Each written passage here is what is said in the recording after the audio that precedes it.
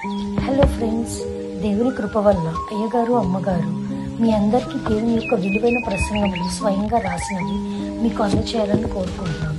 మా పుస్తకంలో సిలువ ధ్యాన ప్రసంగములు 83 ప్రసంగములు, క్రిస్మస్ ప్రసంగములు 50 ప్రసంగములు, బైబిల్లోని స్త్రీల ప్రసంగములు 72 ప్రసంగములు, మోషే సుఖోపవాస ప్రసంగములు 63 ప్రసంగములు. ఈ పుస్తకములు అయ్యగారు అమ్మగారు స్వయంగా రాసినవి మీ అందరికీ అందాలని కోరుకుంటున్నాము. మా పుస్తకములు కావాల్సిన వారు కాంటాక్ట్ అవ్వాల్సిన numbers: Bapatla reverend doctor P Jaipal గారు, phone number 9866412025. Guntur doctor P Prasadarao గారు, ఫోన్ నెంబర్ 9413685994 అండ్ 9705789407. మా పుస్తకంలో మీరు తీసుకొని చదివి ఆదరణ పొంది దేవుని మహిమపరచాలని కోరుకుంటున్నాము. Don't forget to like the video. Thank you.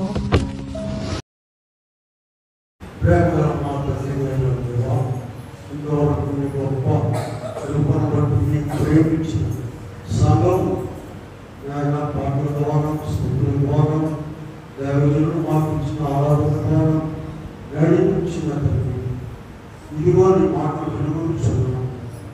ఇందులో ఒక ప్రత్యేకమైనటువంటి సంస్కారం, ఇందులో మేమందరం పాల్గొనేటువంటి ప్రత్యేక మాటలు మాట్లాడుతున్నాం. వాక్యమై వేస్తున్నాం. నిన్ను పెట్టుకుని ప్రార్థిస్తున్నాం. కూర్చున్నాం. ప్రభు సంస్కార భూమి, ప్రభు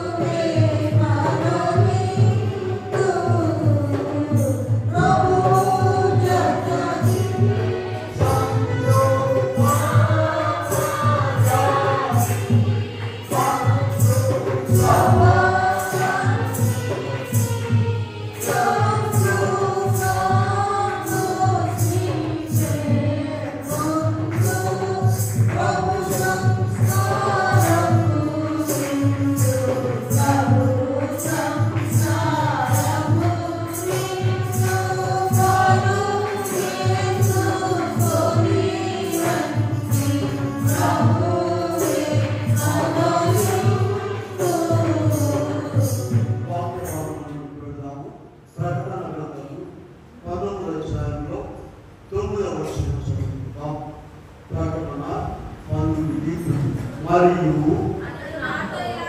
అతడు నాకు ఇలా చెప్పాను, గొర్రె పిల్ల పెళ్లిందుకు పిలువబడిన వారు ధన్యులని రాయము. మరియు ఈ మాటలు దేవుని యథార్థమైన మాటలని నాకు చెప్పాను. ప్రియమైన దేవుని బిడ్డలారా, ప్రభు నామమున కృపా సమాధానం దేవుడు బిడ్డలకు అనుగ్రహించుగాక. వాక్యం ఎలా ఉంటుందంటే చూడండి, ఇక్కడ మరియు అతను నాకు ఎలా చెప్పాను, గొర్రె పిల్ల పెళ్లిందుకు పిలువబడిన వారు ధన్యులని రాయము. అంతవరకు బాగానే ఉంది. ఆ స్టేట్మెంట్ను ఎంత స్ట్రెస్ చేస్తున్నారో, ఎంత ఖచ్చితమైనదని చెప్తున్నారో, దాని తర్వాత మాటలు చూడండి. మరియు ఈ మాటలు దేవుని యథార్థమైన మాటలని నాతో చెప్పాను. ఇలా దేవుని మాటలు, దేవుని వాక్యము ఎంత కరెక్ట్గా ఉంటుందో. ఎందుకంటే మానవులలో ఇటువంటి వాటిని తీసుకొని పరలోకరాజ్యంలో చేరాలనేటువంటిది దేవుని యొక్క ఆశ. ఇక్కడ చూడండి, పరలోకంలో ఉన్నటువంటి గొర్రెపిల్ల పెళ్లి గురించి మాట్లాడుతున్నారు. దానికి సాదృశ్యంగా భూమి మీద ఉన్నటువంటి విందులలో పాల్గొనాలి. మనం ఎప్పుడైతే భూమి మీద దేవుడు మనకి ఇచ్చినటువంటి ఈ విందులలో, ఈ విందులంటే ఊళ్ళో జరిగేటువంటి పెళ్లిళ్ళు, పుట్టుకలను, జ్ఞాపకాలు కాదండి. ఇక్కడ దేవుడి సన్నిధిలో ఇలా దైవజనులు ఏం చెప్పారంటే, దేవాలయమే ఒక విందుశాల, పరిశుద్ధ గ్రంథం ఒక విందుశాల, దైవస్ అనేది ఒక విందుశాల, ఆయన బిడ్డలతో సహవాసం ఒక విందు అని చెప్పారు. ఇప్పుడు ఈ విందులో పాల్గొంటేనే మనము ఆ విందుకు పిలువబడతాము. ఎవరైనా అనుకోవచ్చండి, దీనికి సంబంధించిన వాడు ఏదని మాకు పిలవకపోతే ఏమైందని, మేము రాము ఏమైంది అంటారు. కాదండి, అక్కడ భయంకరమైన నరకాగ్ని కాల్చుకుంటుంది. ఎవరైనా సరే ఈ వెలుగు మార్గంలోకి వచ్చి ఈ మాటలు విని బాగుపడాల్సిందే. ఏ మానవుడైనా సరే ఇంకో మార్గం.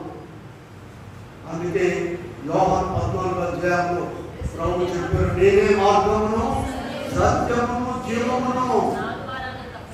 కానీ ఇక్కడ అందరినీ పిలిచారండి. చూడండి, లూకా సువార్త 2వ అధ్యాయంలో 10వ వచనంలో యేసు ప్రభు ఈ లోకంలో జన్మించబోయేటప్పుడు దేవతతో చేరుతుందండి. ఇదిగో ప్రజలందరికీ కలుగబోవు మహా సంతోషకరమైన సువర్తమానము.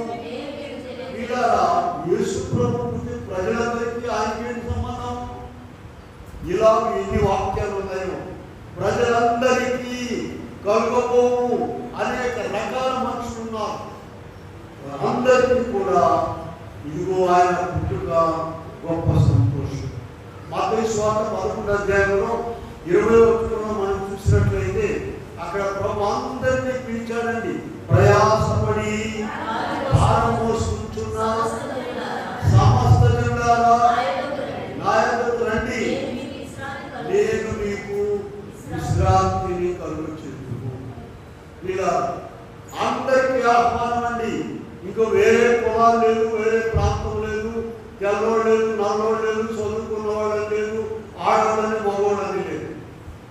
అది ఏకైక సర్వలోక సృష్టికర్త, ఏకైక దేవుడు, ఒక్కడే నిజమైన దేవుడు కనుక ఆయన అందరికీ సంబంధించినటువంటి. యెషయా గ్రంథంలోకి ఒకసారి వెళ్దాం. మనము 45వ అధ్యాయంలో 22వ వచనంలో ప్రభు ఒక మాట చెప్తున్నారు. 45:22లో మనం చూస్తే, భూమిగంత నివాసులారా నా వైపు చూచి రక్షణ పొందండి, ఈ దేవుడు నేనే, మరి ఏ దేవుడు లేడు. ఈ మాట ఎవరు చెప్పలేదండి. ఎన్ని గ్రంథాలైనా తిప్పుకోండి, ఎన్ని దేవుడి దగ్గరికి అది వెళ్ళండి, గురువుల దగ్గరికి వెళ్ళండి, ఎవరైనా కూడా ఈ మాట చెప్పలేరు. ఎందుకు చెప్పలేరంటే వాళ్ళు కాదు, వాక్యంలో ఉన్నదే మనం చదువుతుంది, మన సొంత మాటలు కాదు. యెషయా 40:22లో భూమిగంత నివాసులారా నా వైపు చూచి రక్షణ పొందండి, నేనే దేవుడను. ఇక ఏ వైపు చూసినా కూడా నీకు రక్షణ లేదు, లేదు, లేదు. అందుకని ఈలోగా అనేక విషయాలు, అనేక రీతులుగా, అనేక చోట్ల మానవులందరినీ దేవుడు పిలిచాడు. అయితే ఈ పిలుపును చాలా మంది నిర్లక్ష్యం చేశారు. కొంతమంది పిలుపు అందుకుని వచ్చారు, అయితే వాళ్ళు కూడా నిర్లక్ష్యం చేశారు. పేతురు పత్రికలకు వెళ్దాం. చూడండి, 2వ పేతురు పత్రికలో మనం 1వ అధ్యాయంలో 10వ వచనం చదువుకున్నాం. 2వ పేతురు 1:10. అందువలన సహోదరులారా మీ పిలుపును ఏర్పాటును నిశ్చయం చేసుకున్నట్టు మరి జాగ్రత్త పడుడి. నిశ్చయం చేసుకోవడానికి ఇదిగో ఈ ప్రయత్నాలన్నీ, ఈ కూడికలు, ఈ వాక్యము, ఇదిగో ఈ సంస్కారం, ఇవన్నీ ఎందుకంటే మన పిలుపును నిశ్చయం చేసుకోవడానికి. వివాహం మాట్లాడుకుంటున్నారండి, యవనస్తులకు వివాహం చేయాలని, వాళ్ళ ఇంటికి వీళ్ళు, వీళ్ళింటికి వాడు, ఆమె చూడలేదని, ఈమె చూడలేదని 20 మాటలు తిరిగారు. 20 మాటలు తిరిగారు, మాట్లాడుతున్నారు, అందరూ బాగానే ఉన్నారు. అయితే ఇక్కడ ఏం చేస్తారంటే ఇవన్నీ కాదండి, నిశ్చితార్థం జరగాలని అంటారు. అప్పుడు కానీ వారికి తిరుగుతున్నారు. అవును కదమ్మా? ఆ నిశ్చితార్థం వాళ్ళు ఎలా చేస్తున్నారు? పెళ్లిలాగా చేస్తారు. అమ్మో నగలు వేసేసి ఇక ఫోటోలు, వీడియోలు తరుగులేదు, పెళ్ళి అయిపోయిందా అన్నట్టుగా అనిపిస్తుంది. ఎందుకని మరలా వాళ్ళు మాట మార్చకుండా కట్టుబడి ఉండడానికి. ఇప్పుడు మన వాక్యంలో 2వ పేతురు పత్రికలో ప్రభు చెప్తున్నాడు 10వ వచనంలో, అందువలన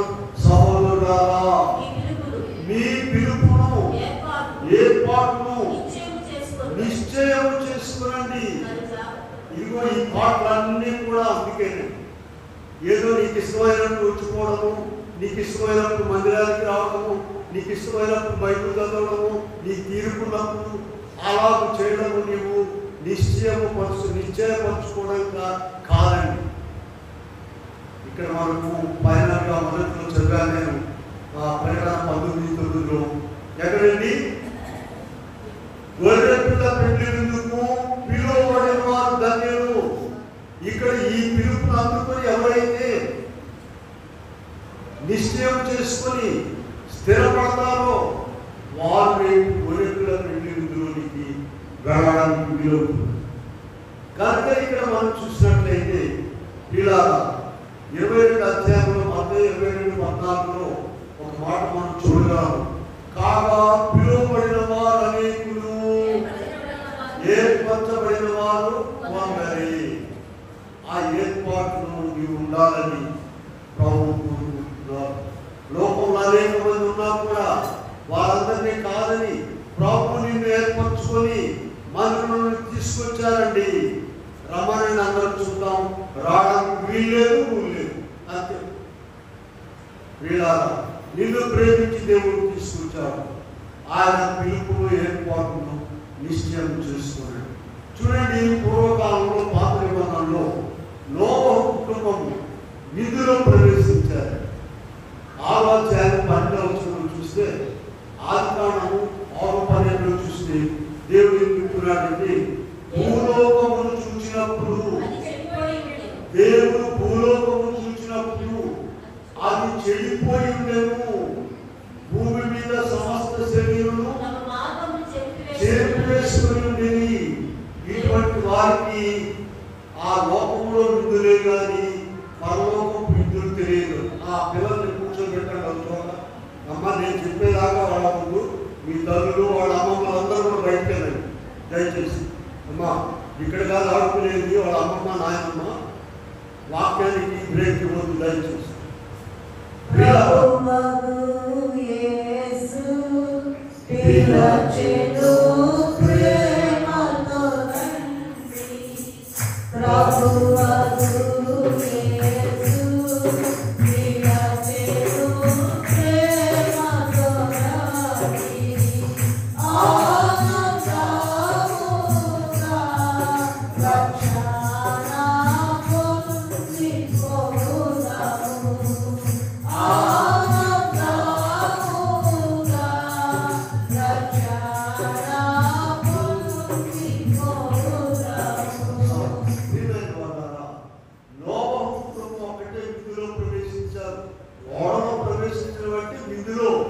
విందులను మించిన విందు ప్రాణమైన ఎవడేం చేస్తారండి? అందరూ కూడా జలప్రలయంలో నాశనం అయిపోయారు. నోవహు కుటుంబం మాత్రము చక్కగా విందులో ప్రవేశించారు. ఆ విందులో ప్రవేశించడానికి ఆయన ఎన్ని ఇబ్బందులు పడ్డాడో, ఎంతగా క్రమశిక్షణ, కుటుంబంలో అందరూ కూడా ఒక ఆయన అడి తిరిగేవాడు, ఇటు తిరిగేవాడు. ఆయన ప్రార్థన రాడండి, ఈ ప్రార్థన చేయండి, ఆ పిల్లలు మాట్లాడాలండి, ఇట్లా కాదు. నోవహు కుటుంబంలో ఎంతమంది ఉన్నారమ్మా? 3 కుమారులు, షేము, హాము, యాఫేతు. 3 కోడళ్ళు. నోవహు ఆయన భార్య 8 మంది మాత్రమే. ప్రియులారా, వారు నిధిలో ప్రవేశించడానికి ఏం చేశారో 2 మాటలు చూద్దాం. చూడండి, 6వ అధ్యాయంలో 22వ వచనం చూసినట్లయితే, ఆదికాండము 6:22 దేవుడు అతనికి ఆజ్ఞాపించిన ప్రకారం యావత్తు చేశాను. కొంచెం కాదండి, సగము, 2 మాటలు 3 మాటలు కాదు. దేవుడు ఏం చెప్పాడో దానిని యావత్తు చేశాడు. 7వ అధ్యాయంలో వెళ్ళండి, ఆదికాండంలోని 5వ వచనం చూద్దాము. తనకు యెహోవా ఆజ్ఞాపించిన ప్రకారం నోవహు యావత్తును చేశాడు. కనుకనే పిల్లారా, జల ప్రళయం తప్పించుకుని లోకమంతా కూడా మునిగిపోయింది. అంత ముందున్నటువంటిది కాదండి, ఎప్పుడు జరగలేదు. 2వ పేతురు పత్రికలోకి వెళ్ళండి, ఒక మాట చూద్దాము. 2వ అధ్యాయంలో 5వ వచనం చూద్దాము. 2వ పేతురు పత్రిక 2:5.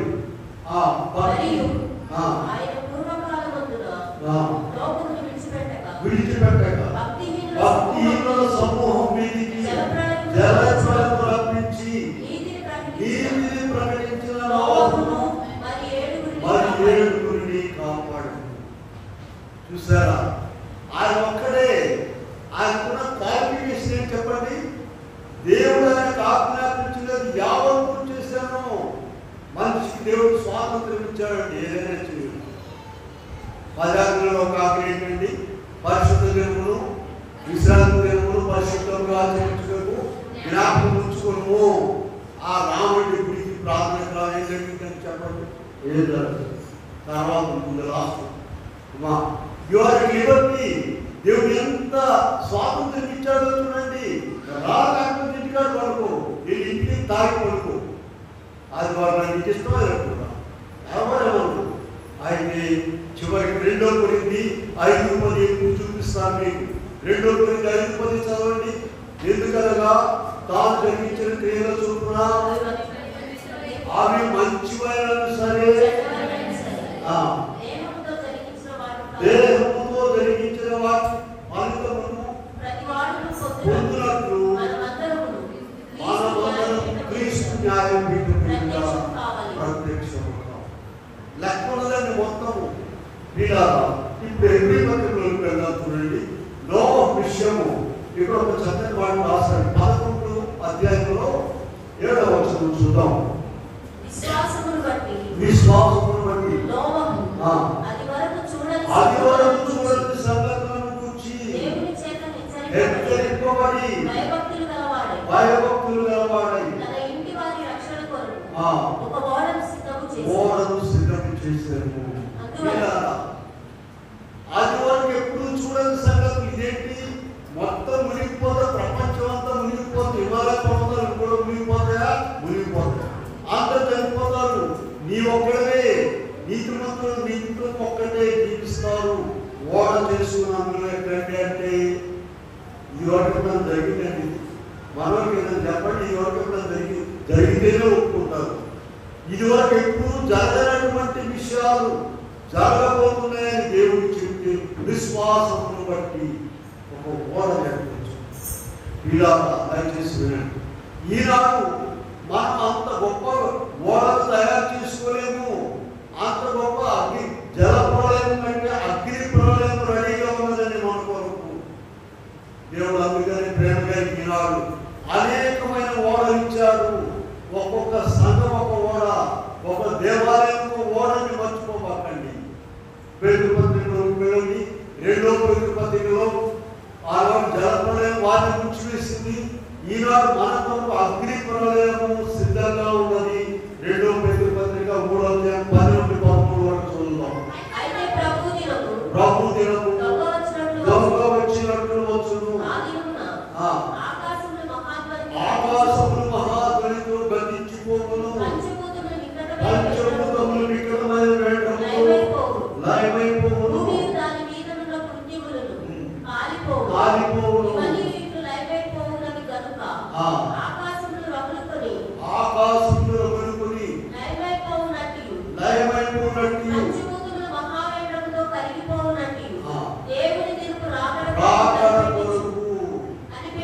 కనిపెట్టుచు ఆశతో అపేక్షించు పరిశుద్ధమైన ప్రవర్తన భక్తితోను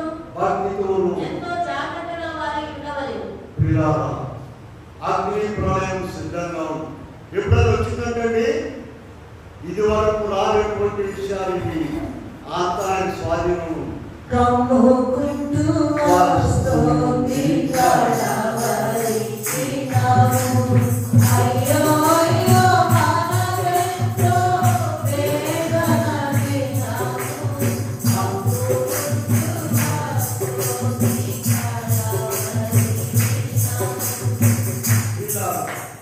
ఇక్కడ నోవహు దినాలకు మనకు పోల్చారు. నోవహు కుటుంబం విందులో చేరింది. ఆనాడు పాత నిబంధనలు ఇవన్నీ లేవండి. ఈ కూటాలు, ఆత్మము, విశ్వాసులు ఇవన్నీ లేవు. అయినా కూడా దేవుడు ఆయన మాటనే ఒక గ్రంథంగా తీసుకుని సిద్ధపడ్డారు. ఈనాడు మనల్ని ప్రేమించి ఎన్ని రకాలుగా దేవుడు మనల్ని హెచ్చరిస్తున్నాడు. ఇవన్నీ విందులేనండి, ఇవన్నీ విందులే. వీళ్ళారా లూకా సువార్త 17వ అధ్యాయంలోకి వెళ్దాం. 17వ అధ్యాయంలో 26-27 ఒక విషయాన్ని అన్ని చోట్ల రాస్తున్నారు. ఎందుకు రాస్తున్నారు?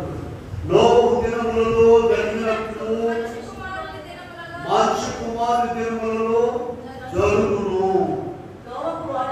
వెయ్యిన దినము వరకు జనులు తిరుచు త్రాగుచు పెండ్లాడుచు అంతలో అందరినీ నాశనము చేసిన ప్రియారా జాగ్రత్తగా ఉంచు. నోవహు ఓడలోకి వెళ్ళే దినం వరకు జల్లి చేస్తున్నారండి.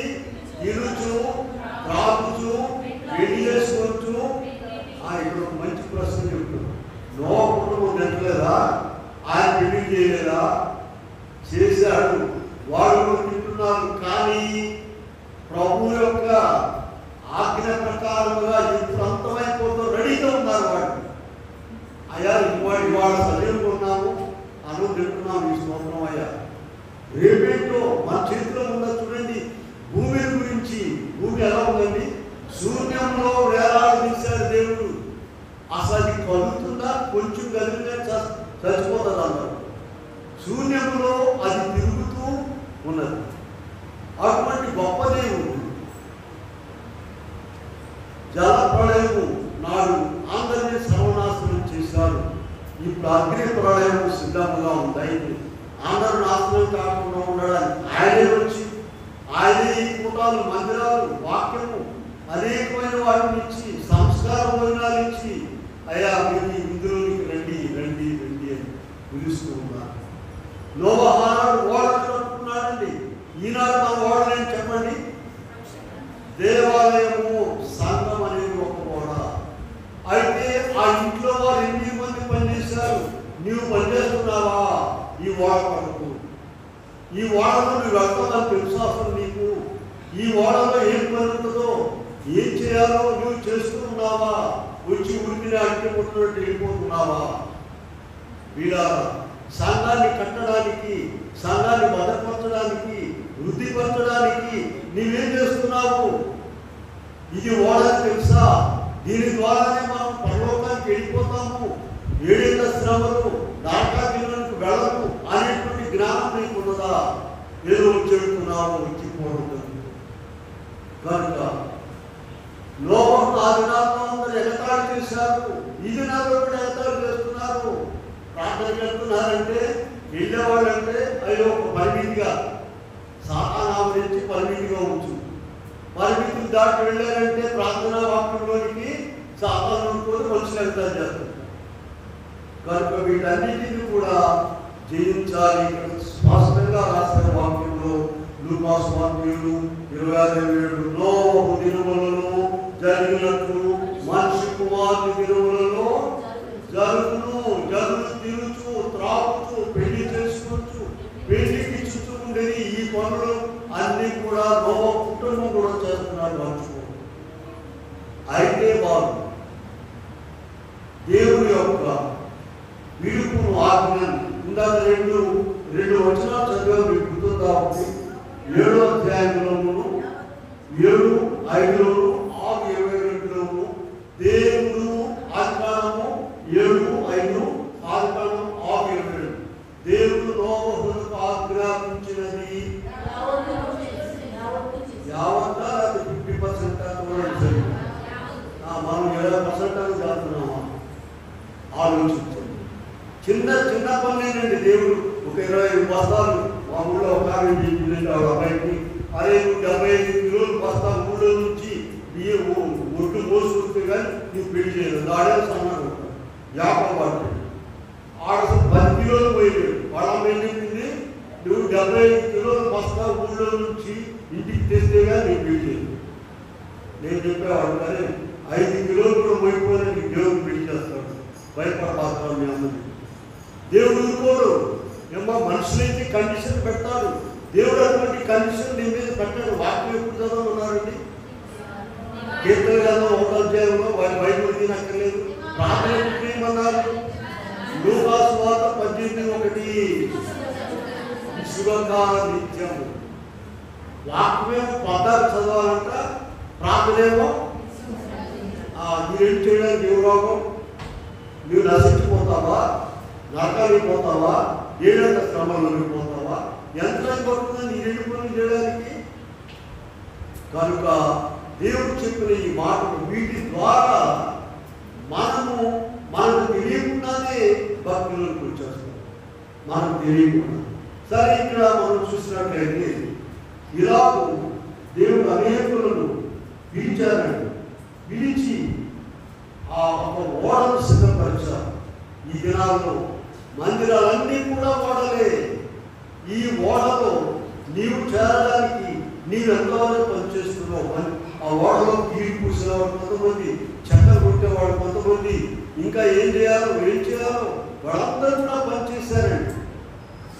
మరి మనందరము కూడా ఈ ఓడలో పనిచేస్తున్నామా, లేక వచ్చేస్తున్న వాళ్ళేమిటో మనకే లేదు. ఇలాంటి పిలుపులను బట్టి దేవుడు అనేక వంకలు చెప్పారండి ఈ లోకంలో మనిషి. చూడండి, మనం ఇప్పుడు మనం సువార్త పాఠంలోకి వెళదాము. లూకా సువార్త 14వ అధ్యాయము 16 నుండి మత్తయి సువార్త 22:2లో ఈ రెండు భాగాల్లో మనకు పెళ్లి విందుల గురించి రాయబడింది. పరలోక రాజ్యము మత్తయి సువార్త 22:2 చూడండి. పరలోక రాజ్యము తన కుమారునికి పెళ్లి విందు చేసిన ఒక రాజును పోలి ఉన్నది. పరలోక రాజ్యం ఎలా ఉందండి? ఒక రాజు పెళ్లి విందు ఏర్పాటు చేసినంట కుమారునికి. అలా ఉంటుంది అని చెప్పి అదే 14-16 కూడా మనం చూసినట్లయితే ఇక్కడ విందు కావాలన్నా విందు సిద్ధపరచబడి ఉన్నది. ఎద్దులను, క్రొవ్విన పశువులను వధింపబడినవి అంతయు సిద్ధంగా ఉన్నదని పెళ్లి విందుకు రండని పిలువబడిన వారితో చెప్పాను. ఇలా విన్నాను. ఒక రాజుగారు తన కుమారుని పెళ్లి విందు చేసిన రీతిగా ఉన్నది పరలోక రాజ్యం. అయితే పరలోక రాజ్యము ఈ విషయాన్ని మనకు అర్థమయ్యేటట్టు చెప్పారే కానీ పరలోక రాజ్యంలో యుద్ధులను, పురుగు జంతువులు ఉండవండి పోయడానికి. వాటిని మించినటువంటి ఆనందము, ఆహారం అప్పుడు ఉంటుంది. అయితే ఇక్కడ ఇప్పుడు లూకా సువార్త 14వ అధ్యాయంలోకి పోయాడు. 14లో 15 నుండి చదువుదాం. అయితే వారు ఏక మనస్సుతో నెపములు చేశారు. మొదటివాడు పొలమును కొని ఉన్నాను, క్షమింపవలెనని మరి ఒకడు 5 జతల ఎడ్లను కొని ఉన్నప్పుడు రాను. పిల్లరా, ఈ 3 కారణాలు కూడా ఎంత చక్కగా ఉన్నాయో చూడండి. మన లోకానికి బాగా సరిపోతున్నాయి. ఒక జత ఎట్లు కాదండి, 8 జతలు కొన్నాడు ఉంటామా, 5 జతలు ఎట్లు కొన్నాడు. ఇదే పేరు వెళ్ళి పరిశీలించారు. ఒక స్త్రీని వివాహం చేసుకున్నాడు, కొనుక్కున్నాడు. ఇలాగ మనము అనేక వంకలు చెప్తూ ఉన్నాము. ప్రభు యొక్క పిలుపును నిర్లక్ష్యం చేసి నాకు బాగాలేదను, ఆయన ప్రాథమిక రాడను, ఈ మాట ఉందను, ఈమె వేరే ఉంటారు, ఇలాగూ ఏదో ఒక వంక చెప్పుకొని ప్రభు ఇచ్చినటువంటి విందులు ఇందాక చెప్పాను. దైవజనులు ఒక మాట చెప్పారు, పరిశుద్ధ సంఘమే ఒక విందుశాల, పరిశుద్ధ గ్రంథమే ఒక విందుశాల, ప్రార్థనా సంఘం ఒక విందుశాల, సంస్కార విందు ఒక విందులను మించిన విందు. మరి వీటన్నిటినీ నీవు విందులు అనుకుంటున్నావా, లేకపోతే ఏదో పరిపాటు వచ్చేస్తున్నారు అనుకుంటున్నావా? పరిశుద్ధ గ్రంథం అనేటువంటి విందు 66 డిషెస్ ఉన్నాయండి. దాంట్లో నీకు ఇవ్వబడిన దానికి ఎంతవరకు నువ్వు ఆస్వాదిస్తూ ఉన్నావు? సంఘంలోకి వచ్చేటప్పుడు చూసారా, దావీదు గారు 122 ఒక మాట అన్నాడు, జనులు దేవుని ఆలయంలోకి వెళ్దామని అన్నారు, వెళ్ళలేదంటండి. చూడండి అక్కడ ఏమంటున్నారు ఆయన, 21 యెహోవా మందిరములకు వెళుదమని నాకు అన్నప్పుడు నేను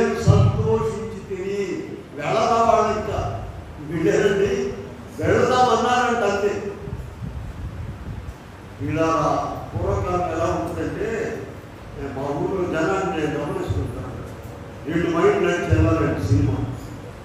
పొద్దున అనుకుంటారు ఇక నలుగురు రావడం, సాయంత్రం సినిమాకి వెళ్తామని. ఈ ఉదయం నుంచి ఎంత చక్కగా తిరుగుతున్నారు, వంటలేంటి మనుషులేంటి మాట్లాడి ఎక్కడికి వెళ్తున్నారా మీరు? సినిమా వెళ్దాం, ఒక డబ్బులో తెలుగుగా నేను పెట్టుకుంటాను. అబ్బాయి ఎంత హుషారు వచ్చింది. ఈ ప్రపంచంలో అంతకన్నా హుషారు లేనే లేదు. దేవాలయానికి వచ్చిన నీ హుషారు ఉంటా ఉందండి. నీకున్నా పరిశీలించుకో. జనులు ఏమన్నారట? యెహోవా మందిరములకు వెళుదామని జనులు నాతో అన్నప్పుడు ఇదిగో మన ఉపమానంలోకి పెడదాం. ప్రభు చెప్పిన ఉపమానంలో 7 చోట్ల అని చెప్పారు. లూకాసు వార్త 14-16 నుంచి మత్తయి వార్త 22-4. ఇక్కడ మనం చూస్తే లూకాసు వార్త 14-15 నుండి 3 ఐటమ్ చెప్పారు. ఒకరు పొలం కొన్నా నేను రాలేదని చెప్పాడు. 5 గంటలు కొన్నాను రాలేనన్నాడు. వివాహం చేసుకున్నాను రాలేదు. వీళ్ళ సంఘమే ఒక విందుశాల. ఈ విందుశాలకు రావడానికి నీవు ఎన్ని ఆటంగా చెప్తున్నావు. ఇక్కడ క్రొవ్విన ఎడ్లను గొప్ప ఐటమ్స్ మించినటువంటిది వాక్యాహార విందు. మర్చిపోవాలి. వాక్య విందు లేకుండా మిగిలినవన్నీ కూడా వేసుకు. వీళ్ళారా ఇది ప్రభు మనం 3 విందులు ఇచ్చినారు. ఏమని చెప్పండి? వాక్యాహార విందు, శరీరత్వముల విందు, 3వది శరీరాహార విందు. వీటి కొరకు ప్రార్థన చేసుకున్నాం. రాత్రి వాతావరణం ఏం చెప్పారు తెలుసా? 4-5 రోజుల దాకా ఊపిరాడకుండా వర్షం వస్తుంది. రాత్రి 3 గంటలకు లేచాము. పడుకునేటప్పుడు చేశాం. ప్రభు అద్భుత కార్యం జరగాలి. యెహోషువ ప్రార్థన విని సూర్యచంద్రులు ఆపావు కదా నాయన, రేపు ఖచ్చితంగా ఎండ రావాలి. మన మందిరమే కాదు, ఎన్ని మందిరాలు గుంటూరు జిల్లా టార్గెట్ తీసారి. అయ్యా ఎన్ని మందిరాలు మూత వేసుకున్నప్పుడు అందరూ వెళ్ళాలి వెళ్ళాలి వెళ్ళాలి ప్రార్థన చేశారు. ఎంతో మంది ప్రార్థన చేసుకుంటారు. ప్రభు ఆలోచించారు. ఆశ్చర్యకరమైనటువంటి వాతావరణం ప్రభు ఇచ్చారు. లేకపోతే వస్తారు వీళ్ళందరూ అమ్మో నడిస్తే మొక్క మూసిపోవడం.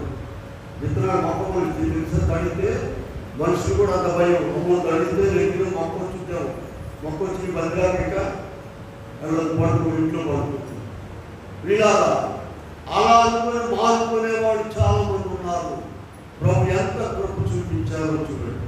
కాబట్టి ఇక్కడ మనము కూడా దేవుడు మనకిచ్చిన ఈ విందుశాలకు రావడానికి, ఈ విందులను అనుభవించడానికి ఎంతో వాయిదాలు వేస్తూ ఉన్నాము. వాయిదాలు బైబిల్ ఎంతవరకు చదువుతున్నారండి? రోజుకి ఎంతవరకు చదువుతున్నారు? ఒక ఆయన చెప్తున్నాడు, మొత్తం ఎప్పుడు చదివేశారండి, ఇప్పుడు చదవట్లేదు. సరిపోయిందా? మొత్తం మేము ముందు ఒకరోజే తినేసే కాదు, మళ్ళీ చెప్పకుండా వీళ్ళ ప్రతిదినం కూడా వాక్యాహారం భుజించాలి. వాక్య విందులోనికి రావాలి. అలా రావడం ద్వారా మనము ఇదిగో నోవాహు చేసిన పని చేయగలము. నోవాహు ఏం చేశారండి? దేవుడు ఆయన ఆజ్ఞాపించినది యావత్తు చేసేసాము. అలా మనం యావత్తు చేసినట్లయితే ఇప్పుడే చదువుకున్నాము 2వ పేతురు పత్రిక 1వ అధ్యాయం 10వ వచనంలో మనం చూసినట్లయితే అక్కడ మన యొక్క ఏర్పాటును నిశ్చయం చేసుకున్న వారు అవుతాము. అంతేకాకుండా 2వ పేతురు 3:10 నుండి 13 వరకు ఉన్నటువంటి అగ్ని ప్రళయం నుండి మనము తప్పించుకొని దేవుడు మనకు ఏర్పాటు చేసినటువంటి విందులోకి మనము పోగలము. అలా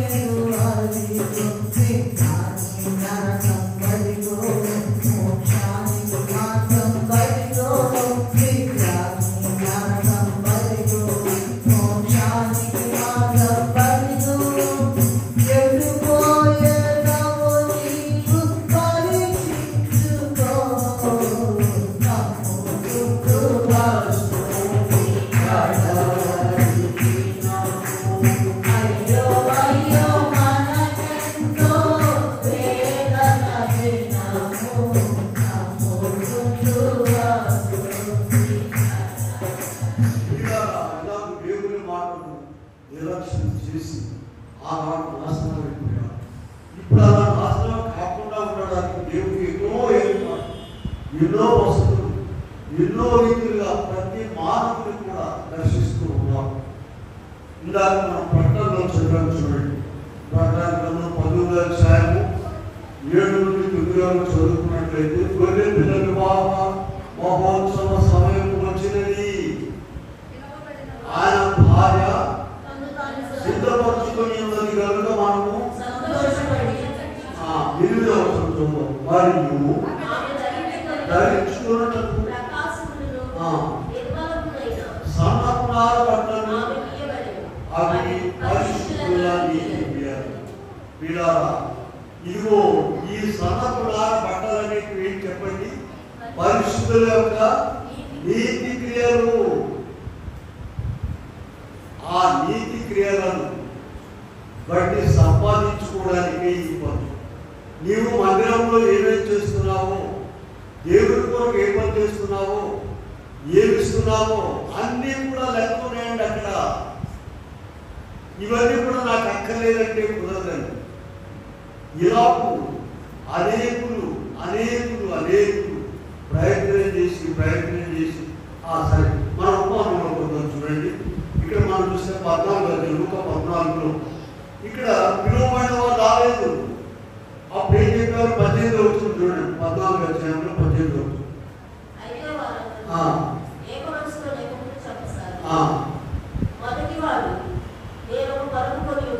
సరే. వాడు ముగ్గురు కూడా 3 రకాలుగా చెప్పారు కదండి. మనం 21 వచ్చింది చూద్దాం.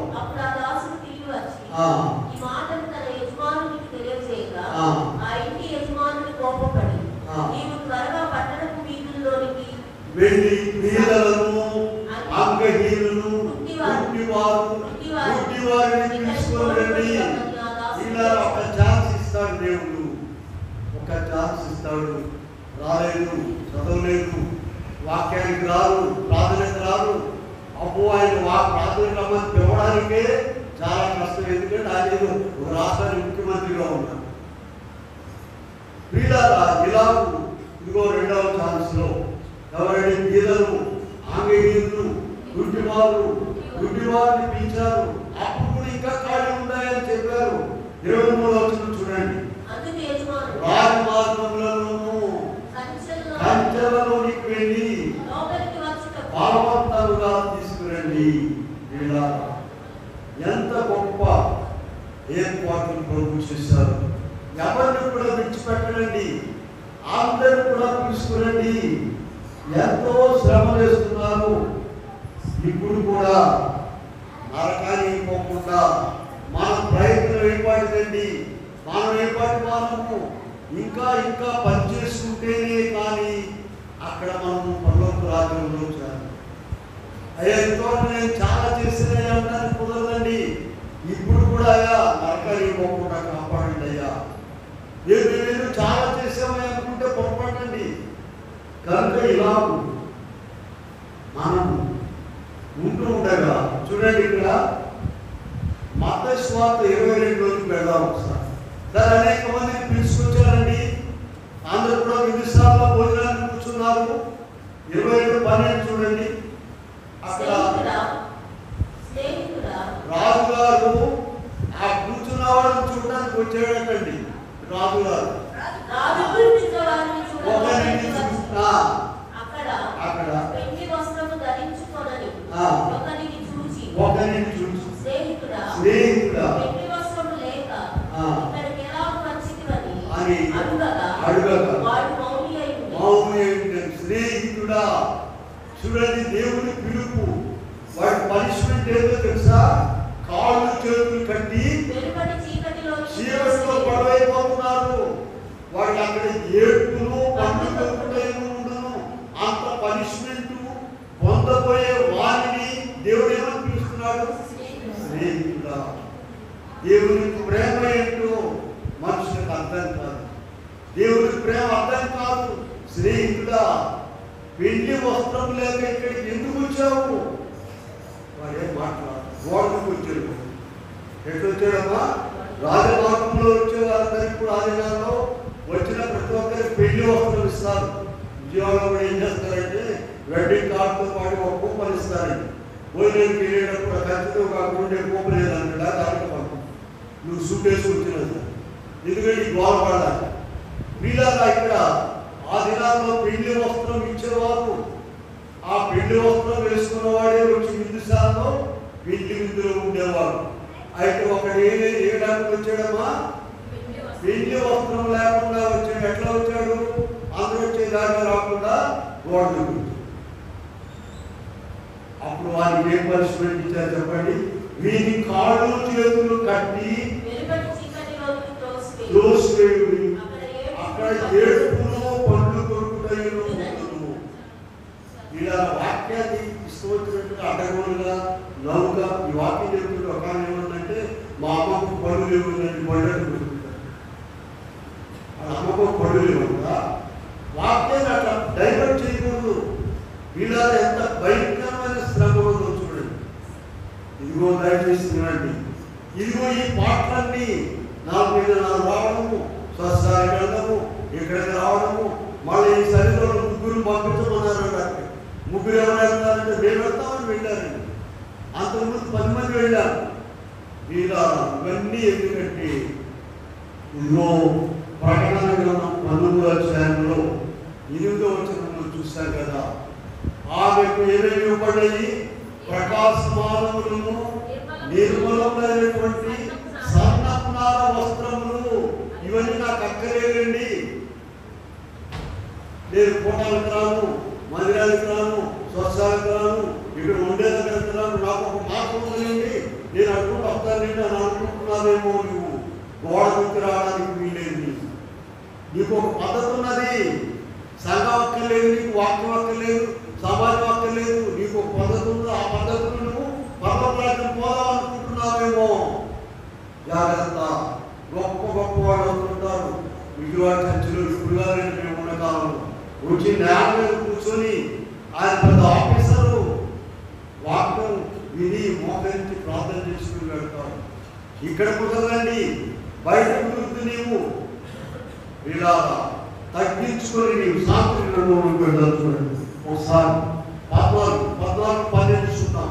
సాంస్కృతిక ఒకరి ఎదుగా సరైనదిగా కనబడు మార్గం కలదు. అయితే మరణములకు త్రోవ తీయు. నీవు కరెక్టే, నీకు అందరూ తప్పే. రోజు ప్రాంతానికి వెళ్ళేవాడు తప్పు, పాటలు పాడేవాడు తప్పు, స్వస్థానికి వచ్చేవాడు తప్పు, అందరూ తప్పే. నీవే కరెక్ట్. ఒకరి ఎదుగా సరైనదిగా కనబడు మార్గము కలదు. అయితే తుదకది మరణమునకు త్రోవ తీయు. ఏమి వచ్చి మనలో కూర్చోకూడదా? కూటానికి రాకూడదా? వీళ్ళ అలా చేయని వారు ఉన్నారు. జాగ్రత్త. అనేక సార్లు దేవుడు హెచ్చరించి నడిపిస్తూ ఉంటాడు. నీకు ఒక వేరే మార్గమే లేదు. నేను అక్కడ ఇంటి దగ్గర చాలా చదువుతున్నానండి, వాక్యము చాలా ప్రార్థన చేస్తున్నానంటే కుదరదు. దైవజనులు మరి సాతాను విధింపుల పుస్తకంలో శిరఛేదనం అనేటువంటి దాంట్లో 8వ పాయింట్ రాసినాడు. 8వ పాయింట్ ఎవరన్నా పుస్తకం ఉంటే తీసి చదవచ్చు. 8వ పాయింట్ ఏం రాస్తారంటే అక్కడ ఇంటి దగ్గర ఉండి ప్రార్థన చేసుకుంటే చాలదా, గుడికి ఎందుకు వెళ్ళగలరు? ఆరు తలంపు కొందరికి పుట్టుకుంది. అది సాతాను శిరస్సులో నుండి వచ్చినది. ఎక్కడ నుండి వచ్చిందండి? అది ఇంటి దగ్గర నుండి చేయవలసిన పని ఉన్నది, మందిరంలో చేయవలసిన పని ఉన్నది. ఇంటి దగ్గర 7 పూట్ల ప్రార్థన చేయాలి, వాక్యం చదవాలి. ఆదివారం నాడు మందిరానికి రావాలి, ఏర్పాటు కాలం. కనుక ఇలా వీళ్ళందరూ ఎవరండి? మేము ఇటుకుండా వస్తాంలే. అది ఒక ఆయన వచ్చాడు, గోడకి వచ్చాడు, ఆయనకు మార్గం ఉంది. వీళ్ళందరూ పిచ్చోళ్ళు రాజమార్గులు వెళ్తున్నారు. పెళ్లి వస్త్రాలు తీసుకొని నేను చూడండి వస్తున్నాను, నేను కూడా వచ్చేసి టేబుల్ మీద కూర్చున్నాడు భోజనం చేయడానికి. ఇటుకుంటూ వచ్చాడు ఆయన చెప్పాలి. గోడకు వచ్చాడు. వేరొక మార్గమున ఎక్కువాడు,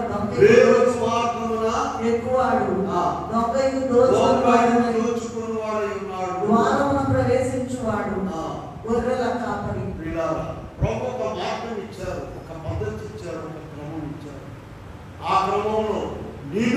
ఇంకా 10 మంది రావాలి. ఇదిగో మనుషులు చూసే కదండి ముందు, తర్వాత దేవుడు చూస్తారు. అబ్బో వీళ్ళు కూడా వచ్చారా, వీళ్ళు కూడా వచ్చారా, వీళ్ళు కూడా వచ్చారా అట్లయితే మనం కూడా వీళ్ళ నిన్ను చూసి మనుషులు ఆగిపోకూడదు. నిన్ను చూసి మనుషులు మందిరానికి రావాలి. నిన్ను చూసి మందిరంలో మనుషులు పనిచేయాలి. అటువంటి పరిస్థితుల్లో లేకుండా అన్ని పనులు చేస్తేనే ఇప్పుడు ప్రకటన 19:8 ఏముందో చూడండి. ఆమె ధరించుకున్నటకు ప్రకాశమానములను నిర్మలములైన సన్నపునారా ఆ డబ్బులనే మనం వెళ్ళి కొనుక్కొచ్చేది కాదండి. ఇవన్నీ ట్రైన్లలో ఏడాడు పెద్ద పథకాలు ఉన్నాయి. సైన్ చూసి కిందకి పైకి టేప్ పెట్టి ఇస్తారు. అట్లా తెచ్చుకునేవి కాదు. అలాంటి వస్త్రాలు కావు, ఇవి పనికిరావు. ఈ లోకంలో వస్త్రాలు పనికిరావండి. ఆ పనికిరావు. అసలు ఒక మాట మీరు చూపిస్తారు. ఆదాము పాప ప్రవేశానికి ముందు అసలు ఏ బట్టలు వేసుకున్నారండి? దేవుని వస్త్రాలు. కీర్తన గ్రంథంలో పెట్టారు. కీర్తన గ్రంథము 47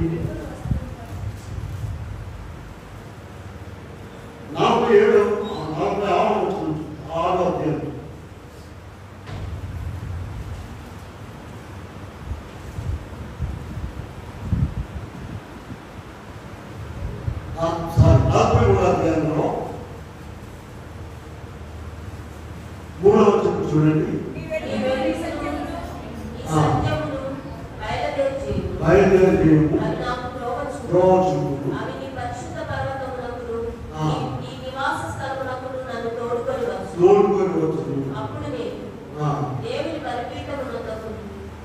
ఆ యొక్క వెలుగును సత్యమును బయలుదేరి చేసినప్పుడు మాత్రమే మనము ఏం చేయగలుగుతాం చెప్పండి? ఆయన పరిశుద్ధ స్థలంలోకి వస్తాము. అప్పుడు మనము ఆయన ఇచ్చేటువంటి వస్త్రాలు ధరిస్తాము. కనుక అలా మనము ఆయన సన్నిధిలో నుండి వాటిని మనము పొందాలే కానీ మన సొంతగా మనము తెచ్చుకునేటువంటివి కావు. కనుక ఇక్కడ మనం చూసినట్లయితే వీళ్ళ ఇక్కడ మనము ఇతరు ఈ వెండి వస్త్రాలు సంపాదించుకోకుండా వచ్చేసారు. ఇదిగో మనము నా తాత్పర్యం ఏంటంటే ఇక్కడ ప్రభు రాత్రికాలం ముందు ప్రార్థన చేసి పడుకున్న తర్వాత కూడా నాకు ఈ విషయాన్ని చెప్పారు ప్రభు. ఏంటంటే మనం ఈ చిన్న చిన్న పనులన్నీ చేస్తున్నాం చూసారా? ప్రకాశమానములను నిర్మలమైనటువంటి వస్త్రాలు సంపాదించుకోవడానికి ఈ పనులన్నీ చేస్తూ ఉన్నాము. అంతేగాని పిచ్చిపెట్టిపోతాం. ఇలా ఆ పనులు చేయడం ద్వారా ఆమె సిద్ధపడింది. 19వ అధ్యాయంలో ప్రకటన 19లో ఆయన భార్య తను తాను సిద్ధపరచుకున్నది. ఆమెకు వస్త్రాలు ఇచ్చారు. అప్పుడు ఆమె ఆ వస్త్రాలు ధరించుకొని ఏమైంది చెప్పండి? పెళ్లి విందులోనికి పెళ్లి కుమారుడితో ఉండడానికి వెళ్ళింది. దానికి ఇక్కడ అనేక మందిని పిలిచారు. ఏర్పరచబడిన వారిని పిలిచారు. తర్వాత వేదులు అమ్మిగిలు గుడ్డివారు గుడ్డివారిని పిలిచారు. రాజమార్గంలో కంచెలో ఉన్న వారిని పిలిచారు. అయితే ప్రతి ఒక్కరు కూడా ఎక్కడ నుండి వచ్చినా సరే, వీరైనా సరే, ఎవరైనా సరే ఏం కావాలండి? వెండి వస్త్రం ధరించుకోవాలి. ప్రభు చెప్తున్నాడు, స్నేహితుడా 22 మత్తయి సువార్త 22:11 రాజు కూర్చున్న వారిని చూడ లోపలికి వచ్చి అక్కడ వెండి వస్త్రము ధరించుకోనని ఒకరిని చూచి, స్నేహితుడా వెండి వస్త్రం లేక ఇక్కడికి ఎలా వచ్చింది అడుగగా వాడు మౌలు లేదు. ఎందుకంటే వాడికి జవాబు లేదు. అక్రమంగా వచ్చేసాడు. అప్పుడు ఏం చెప్పాడంటే ఆయన, వీరి కాళ్ళు చేతులు కట్టి వెలుపటి చీకటిలో దూసి అక్కడ ఏడుపు వారికి వీళ్ళ అటువంటి గొప్ప పనిష్మెంట్. ఇది శాశ్వతం కాదండి.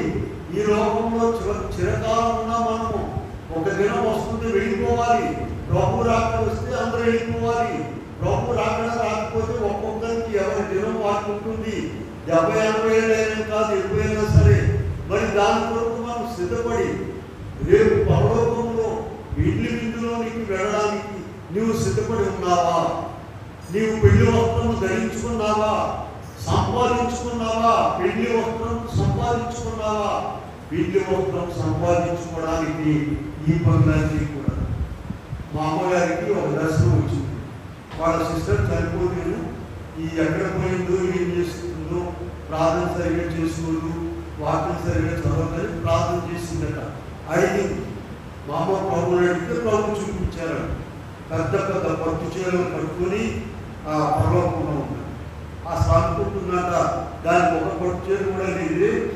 మరి ఇంత పెద్ద పట్టు చీర ఎక్కడి నుంచి వచ్చిందంటే ఆమె మందిరంలో ఈ బట్టలు వేయడం, పోవడము, తొడవడము ఈ పనులు చేసింది. వీళ్ళ ఎంత పని అనేది చిన్న పని. కొంతమంది అసలు ఆ పక్కన ఉన్నవాళ్ళు లేకపోతుంటారు. అక్కడ పడట నమ్మోది వెళ్తే ఎవరైనా ఇక్కడ కూడా ఇక్కడ పనులు చేస్తుంటారు. చర్చిలో అన్నది వెళ్ళిపోతుంటారు. అక్కడ భోజనాలు వెళ్ళి అక్కడే ఉంటారు. ఈ పట్టా చుట్టేవాళ్ళు, కూర్చేవాళ్ళు, పిక్కి వేసేవాళ్ళు వేరు ఉన్నారండి ఉద్యోగస్తులు. అక్కడ నెలకైతే ఇస్తున్నారు. అక్కడికి దాన్ని పిచ్చిపడి చేస్తున్నారా? గోపాపురం దూరమా, బాపట్ల దూరం అండి. గోపాపురం వాళ్ళు తలుపులు పిక్కి వేసి అన్ని పాత్రతో వెళ్ళాలా? ఆలోచించండి. మాకెందుకు చేయకూడదు? అదిగో 19వ అధ్యాయం ప్రకటన 8వ వచనంలో ఆమెకి ఏమి ఇచ్చారట? ప్రకాశమానములను నిర్మలములైన సన్నపునార వస్త్రములు ఇవ్వబడి ఉంటాయి. వీళ్ళ స్కూల్లో బెల్లగొట్టి వెళ్ళిపోతారు చూసారా? అట్లా కొంతమంది భోజనాలు ముందు మన్నాత అంటారు. ఏంటంటే మన్నాత అంటే దిగిపోతున్నాను. రాగానే మన్నాత, రాగానే మన్నాత ఎందుకు నీకు రాలేదు అనుకుంటారని వెళ్ళేటప్పుడు మన్నాత అంటే మన్నాత అంటే ఏంటి అర్థం? ప్రభుత్వాడు కాదు, నేను అంటున్నాను.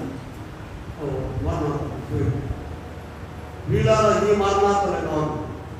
నీవు నీ ఇంట్లో, నీ ఇంటికాడ నీ తమ్ముడి పెళ్ళిలో, లేకపోతే నీ చెల్లిలో అక్క కూతురు పెళ్ళి ఎవరు తీసుకుని అక్కడ అప్పు చెమటలు కాకుండా మొత్తం ఈమెయిల్ ఎత్తుమీద పెట్టుకుందరా ఆగట్టుగా అనిపిస్తుంది. ఇక్కడ ఇది ఎవరు పెళ్ళిది? ఆలోచించండి. ఊరికనే రాదు పెళ్లి వస్త్రం. పిల్ల రాదు, దయచేసి గమనించుకోండి. ఊరికనే పెళ్లి వస్త్రం రాదు. నీవు పనిచేయాలి. చిన్న పని, పెద్ద పని ప్రభు ఇంట్లో నీవు పనిచేస్తేనే నీకు అవన్నీ కూడా ఇవ్వబడతాయి. అక్కడ ఇదిగో స్నేహితుడా, నీవు ఇక్కడికి ఎలా వచ్చావు? అడ్డదాన్ని వచ్చేసాడు, గోడ మీద వచ్చేసాడు. ఆ పద్ధతిలో మనం ఉండకూడదు. ఎంతో శ్రమపడి ఎన్నో పనులు చేస్తేనే కానీ కొండ మీద దేవాలయం కడుతున్నారు. మేమందరం కూడా ఈ గమనాలు పెట్టుకుని మట్టు మూసి వెళ్ళేసి వచ్చాము. అక్కడ దేవాలయం కట్టడం వీళ్ళ అలా మనం అందరం కూడా పనిచేస్తేనే రేపు పరలోక రాజ్యంలో ఉన్న పెళ్లి గొర్రెల పెళ్లి గురించి మనం పిలువబడతాము, అక్కడ చేరుకుంటాము. ఇదిగో ఈ విధులన్నీ కూడా మనకు దానికి సూచనగా ప్రోత్సహిస్తున్నారు. చాలా మంది సంస్కార విధిలో పాల్గొనండి. ఎందుకని చెప్పండి? బాప్తిసం తీసుకున్నారు. ఎప్పుడు తీసుకుంటారు? తీసుకుంటారండి. ఎప్పుడు తీసుకుంటారండి? ఆలోచించండి. వీళ్ళ అటువంటి చిన్న ఆటంకాలనే కూడా అధిగమించలేకపోతున్నారు. విందులో ప్రవేశించలేకపోతున్నారు. పరలోక విందులో ప్రవేశాన్ని పోగొట్టుకుంటారు. అలా ఉండకూడదు. ఎంతో కష్టపడి పనిచేయాలి. ఈ ఓడలో పనిచేయాలి. ఈ ఓడలో మనందరం చేరుకోవాలి. అలా పనిచేసి దేవుడు దీవెనకుండే కృప దేవుడు మనకు అనుగ్రహించును కాదు. ఆమేన్. హాయ్ ఫ్రెండ్స్, అందరికీ మర్నాత. మా వీడియోస్ మీకు ఎంతో ఆదరణ కలిగిస్తున్నాయని నేను నమ్ముచున్నాను. ఈ వీడియోని లైక్ చేయండి. మీ ప్రార్థనా అంశాలని మీ పేరుతో కామెంట్ చేయండి, షేర్ చేయండి, ముఖ్యంగా సబ్స్క్రైబ్ చేసుకోండి. Thanks for watching. అందరికీ మర్నాత.